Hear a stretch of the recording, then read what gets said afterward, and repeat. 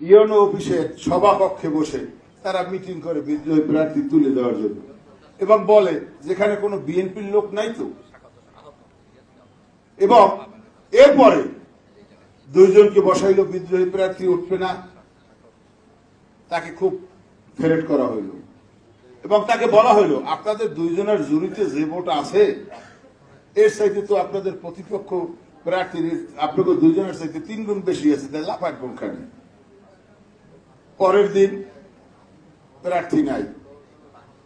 আমি সাথে সাথে আমাদের কেন্দ্রীয় সমন্বয়ক সাহেবকে জানাবার চেষ্টা করছি এবং যারা খোঁজ খবর নিতেন তাদেরকে জানাইছি যে আর্মি এইভাবে করতেছে, অর্থাৎ নির্বাচনটা আর্মির ব্লুপ্রিন্টে পুলিশ প্রশাসন এটা কার্যকরী ভূমিকা পালন করছে এবং সমস্ত ব্লুপ্রিন্টে ছিল তাদের। আমরা আর্মির জন্য সারা বাংলাদেশে 24 তারিখে আসলেই আমরা এদের জয় করে ফেলামো, বিএনপি ক্ষমতায় চলে যাবে। আর্মির ফোন দেয়, ফোনই ধরে না। সশরীরে গেলাম, বলে টিএনও সাহেব অথবা ম্যাজিস্ট্রেট আছে, তারা আমাদের পরিচালনা করবে, তাদের কাছে বলুন। আমাদের লোকজন ছিল, নির্বাচন আমরা যারা করি আমাদেরও তো হাতটা, যারা নির্বাচন পরিচালনা করে 2-1 থাকে না। ছাত্র দলের বহুত লোকজন কিন্তু এই নির্বাচনে কর্মকাণ্ডে ছিল, তারা আমাদেরকে বিভিন্ন সময় আমাদের সাহায্য সহযোগিতা করছে। আমার ওখানে 38টা সেন্টার রাস্তে কাটবে, 38টা সেন্টারে 1,08,000 ভোট। এই 38টা সেন্টারের আমি ইনফরমেশন পাইলাম, আমি কোনটা কোনটা কাটবে সব পাইলাম। পাওয়ার পর আমি আমাদের সমন্বয় জানাইছিলাম, এখন দেখি যে হেড সাইডে আমি মনে হয় শক্তিশালী, জানাই কোনো লাভ হয় না কেন্দ্রে।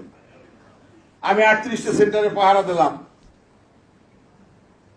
কয়েকটা সেন্টারে তারা বম্বিং করলো, বিজেপি, পুলিশ, র্যাব এরা যাইয়ে বলে এ বিএনপি ধানের শীষের পক্ষে ভোট কাটতে আইছে, এখন আমাদের বিভিন্ন বাড়ি বাড়ি তল্লাশি করে। সমস্ত আমাদের যারা কর্মী সমস্ত লোকজন বাড়ি বাড়ি তল্লাশি, তাণ্ডব, এবং এক পর্যায়ে তারা পাহারা দিয়ে রাখছে এবং ভিতরে বসে রাত্রে ভোট কাটছে। সুনামি সারা বাংলাদেশে হয়েছে। আমরা এই সুনামিতে রক্ষা পাইয়া এখানে এখনো আজকে এই শুনানিতে আসতে পারি, এই জন্য আমি আল্লাহ লাখ লাখ শুকরিয়া জ্ঞাপন করছি। আর পরিশেষে আমি একটা কথা বলবো, আমাদের ভালো লাগে না কিন্তু এখন। কেন লাগে না? নেতৃবৃন্দের আচরণ আমাদের পছন্দ হয় না, কিন্তু সমন্বয়হীনতার অভাব আমরা লক্ষ্য করি। বেগম খালেদা জিয়ার মুক্ত করতে হবে আন্দোলনের কর্মসূচি চাই।